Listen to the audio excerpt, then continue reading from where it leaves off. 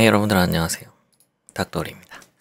오늘은 이제 제가 생각하는, 저 이제 컴퓨터 공학 박사니까 이 블록체인과 비트코인 기술에 대해서 제가 개인적으로 어떻게 생각하는지 공학 박사 입장에서 좀 이야기를 드리려고 합니다. 일단은 이 블록체인과 비트코인이 어쨌든 지금 시대에서는 경제적 가치가 있잖아요. 있다라고 해야죠. 지금은 이제 월스트리트가 참여를 하고 있고, 그래서 근데 그리고 공학적 가치도 있을 거고, 제가 일단은 공학적 가치랑 그 다음에 마지막에 뭐 경제적 가치를 어떻게 생각하는지에 대해서 좀 말씀을 드리려고 합니다. 첫 번째로 이 블록체인이 가지는 공학적 가치에서 가장 중요한 건 뭐냐면 보안이거든요. 이게 블록체인이 어쨌든 여러 블록에다 데이터가 나눠져 있고, 이렇게 되면 엄청나게 높은 보안 수준을 유지할 수 있단 말이에요. 그래서 한두 개가 오류가 나도 나머지 애들이 동의를 하면 그건 다 새롭게 이렇게 덮어 씌워지는, 어쨌든 이제 블록체인의 가장 큰 장점, 그러니까 공학적인 관점에서 가장 큰 장점은 보안성이 엄청나게 좋다라는 거죠. 물론 이제 그런 가능성은 있어요. 이제 양자 컴퓨터 같은 게 나중에 나와서 그렇게 되면 이제 블록체인이 쉽게 무너지겠죠. 근데 가능성이 있는 이야기예요. 근데 그 양자 컴퓨터가 개발이 되고 실제 사용이 일어나서 이 블록체인을 파괴하는 행위가 일어날 때까지의 시간이 저는 한 10년 정도는 걸릴 거라고 생각을 하거든요. 쉽게 막 블록체인이 무너지지 않을 거다라고 생각을 합니다. 물론 이제 되게 작은 규모의 블록체인들 있잖아요. 예를 들어 뭐 서버의 개수가, 노드의 개수가 뭐 30개 정도밖에 안 된다. 그러면 그런 거는 사실 마음을 먹으면 해킹을 할 수 있을 것 같다라는 것도 생각이 들어요. 그래서 그럼 작은 블록체인 아닌 경우에는 가장 보안이 현재 기술로 생각했을 때 사용하기 쉬운데 보안이 되게 좋은 기술이다라고 생각이 들고요. 두 번째로 제가 되게 중요하다고 생각하는 거는 스마트 컨트랙트, 그러니까 스마트 계약 뭐 이렇게 부르는 그 이더리움이 가지고 있는 그 스마트 컨트랙트가 되게 좋은 기술이라고 생각을 합니다. 이게 이제 특정한 컨디션, 양측에서 특정한 상태, 예를 들어서 이제 이더리움을 들면 이더리움을 얼마 보내셨을 때 어떤 계약이 자동적으로 실행된다라는 거는, 이거는 좀 시간이 지나면 정말 많은, 우리가 이제 종이로 하는 많은 계약들을 스마트 컨트랙트로 바꿀 수 있을 거라고 생각을 해요. 그래서 되게 좋은 기술이다. 그래서 크게 보안과 이 스마트 컨트랙트가 있어서 이 블록체인이라는 기술이 사라지지는 않을 거고, 아마 앞으로 점점 크게 사용되지 않을까라는 생각이 듭니다. 그다음에 이제 단점이 있죠. 단점이 뭐냐면, 일단 뭐 지금 여러 가지 이야기가 나오긴 하지만 이 블록체인끼리의 확장성이라고 할까요? 호환성이라고 할까요? 이런 것들이 조금은 떨어지는 것 같다라는 생각이 들어요. 너무 많은 것들이 있고, 물론 이게 우리가 그냥 금액을 바꾸는 것, 그러니까 환전하는 것, 비트코인을 이더리움으로 환전하는 것, 이런 것들은 지금 거래소가 워낙 활발하게 잘 되겠지만, 제가 생각하는 공학적 관점에서 해서 이 블록체인, 특정 블록체인, 예를 들어 이더리움에서 돌아가는 어떤 프로그램과 데이터가 뭐 리플에 이게 넘어가는 게 쉬울까?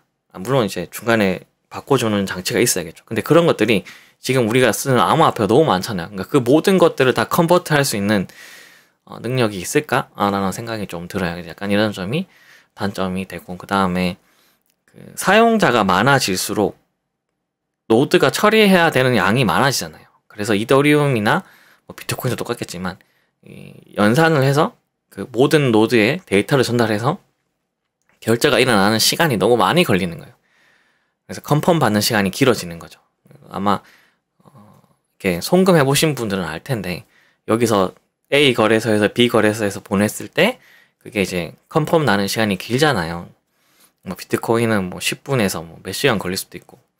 그래서 그런 것들이 조금은 해결돼야 될 필요가 있지 않을까라는 생각이 듭니다. 물론 이제 리플 같은 애들은 그런 것들을 되게 빨리 처리할 수 있으니까 장점을 가지는 거고, 그 다음에 뭐 에너지 문제 이런 이슈가 있긴 했는데, 한동안 이제 비트코인이 캐는데 너무 많은 전기를 쓴다 이런 이슈가 있었는데, 지금은 어느 정도 좀 해소를 한 것 같아요. 그래서 막 버리는 가스로 블록체인 비트코인 캐기도 하고, 그다음에 뭐 찾아보시면 그런 것도 있어요. 가정용 난방기를 이 비트코인 채굴기를 돌려서 열을 발산시키는 뭐 그런 제품들도 있습니다. 그래서 에너지 문제는 이 블록체인에서의 에너지 문제는 이제 좀 더 이상 큰 이슈는 아닌 것 같고, 사실 에너지 이슈는 그 AI에서 나오는 에너지 이슈가 더 크기 때문에 그게 더 중요한 문제가 아닌가라는 생각이 듭니다.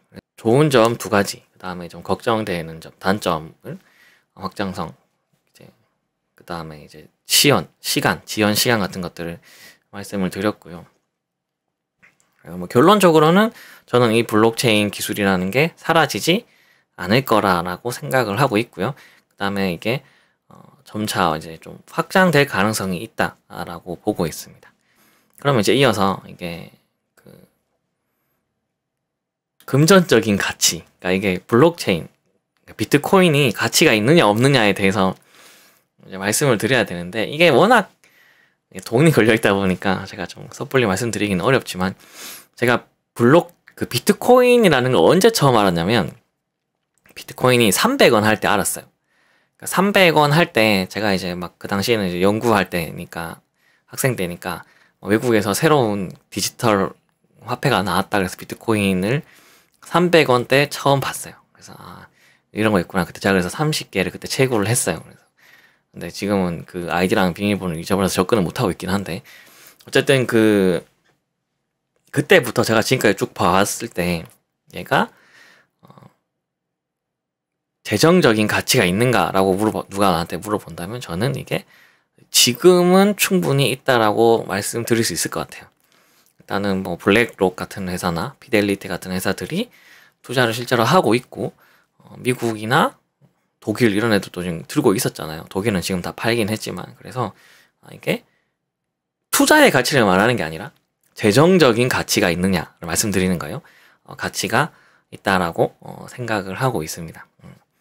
그리고 이게 다른 건 잘 모르겠지만 일단 비트코인은 어쨌든 계속 우상향할 거라는 생각을 하고 있어요. 그래서 제가 사실 비트코인을 그 사이사이에 되게 많이 가지고 있기도 했고 팔기도 했고 해서 그래 하기도 했어요. 그래서 뭐 차도 바꾸기도 하고 뭐 그런 적이 있었는데, 어쨌든 지금 제가 생각하는 거는 이 비트코인이 재정적인 가치가 있고 비트코인이 우상향할 가능성이 있어 보인다라는 게 저의 의견입니다. 그리고 뭐 이제 또 궁금하신 분들이, 학생들이 주로 궁금해하는 건데, 제가 뭘 들고 있냐 이렇게 물어보시는 분들이 있는데, 뭐 말씀드리자면 제가 가지고 있는 거는 비트코인, 솔라나, 그 다음 리플 이렇게 가지고 있어요. 그래서 뭐 얼마나 가지고 있다는 말씀드리진 않을 건데, 일단 비트코인이 뭐 어쨌든 좋은 기술을 가지고 어쨌든 이 블록체인 분야에서 리더급이니까 들고 있는 거고, 리플을 왜 가지고 있냐라고 물어보실 수 있는데, 그러니까 뭐 여러 가지 이슈가 있잖아요. 리플의 이슈가 있는데, 저는 그렇게 생각해요. 리플이 다른 코인들과 좀 다르게 얘는 지금 그 제도권, 흔히 말해서 이제 은행을 대상으로 영업을 하고, 그 다음에 다른 블록체인과는 좀 다르게 완벽한 탈중앙화가 아니거든요. 그러니까 그 리플사가 이제 제어를 할 수 있는 상황이에요. 그래서 저는 어쩌면 이런 컨트롤 가능한 범위에 있는 블록체인이 조금은 먼저 제도권 안에 들어갈 거라고 생각을 해서 가지고 있어요. 그래서 되게 예전부터 가지고 있었고, 그런 이유 때문에 가지고 있습니다. 솔라나를 가지고 있는 이유는 특별히 없어요. 그거는 이제 그냥 제가 보기엔 느낌이 좀 좋아서 들고 있는 겁니다. 사실 솔라나는 정확하게 뭐 얼마나 훌륭한지는 제가 말씀드릴 정도로 알고 있지는 않는 것 같아요. 이렇게 해서 공학 박사 기준에서, 컴퓨터 공학 박사 기준에서 제가 생각하는 블록체인과 비트코인, 그 다음에 몇 가지 코인들에 대해서 이야기해 봤습니다. 그래서 여러분들이, 많은 학생들이 이 암호화폐에 투자를 하고 있고, 그 다음에 이쪽 관련돼서 공부하시는 분들도 많이 있는 걸 알아요. 근데 좀 싫어하는 학생들도 있어요. 근데 저는 이렇게 생각해요. 여러분들이 만약에 공대에 있거나 경영 관련된 곳에 계시다면 이 블록체인과 암호화폐를 외면하면 안 된다고 생각을 해요. 이게 이쪽 분야에서는 굉장히 중요한 이슈로 커질 가능성이 있고, 물론 확실하진 않지만 커질 가능성이 있다는 거예요. 커질 가능성이 있고, 그래서 지금부터라도 좀 어느 정도 관심을 가져뒀으면 좋겠어요. 우리 학생들한테 좀 자주 하는 이야기이긴 한데, 제가 영상에서는 잘 말을 안 하지만, 왜냐면 이게 누군가에게 꼭 투자를 권유하는 것 같고 그래서 잘 말을 안 하지만, 수업 시간에 학생들한테 많이 이야기 해주거든요.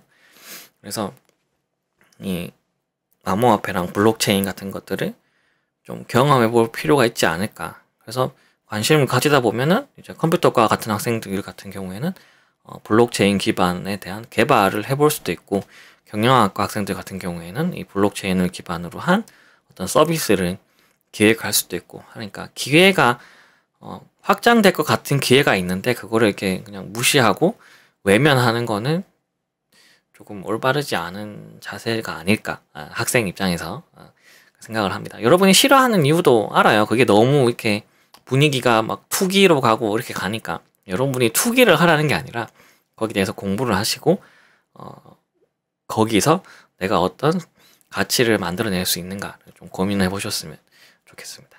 네, 이번 영상은 제가 여기서 마칠 거고요. 제가 다음 영상은 아마 이 블록체인이 도대체 뭔가에 대해서 굉장히 쉽게 설명을 드리는 영상을 준비하려고 합니다. 그래서 다음 영상에 찾아올 수 있으면 그 영상 가지고, 아니면 또 다른 영상이 올라갈 수도 있어요. 그래서 그때 다음 영상에도 어쨌든 찾아뵙도록 하겠습니다. 안녕.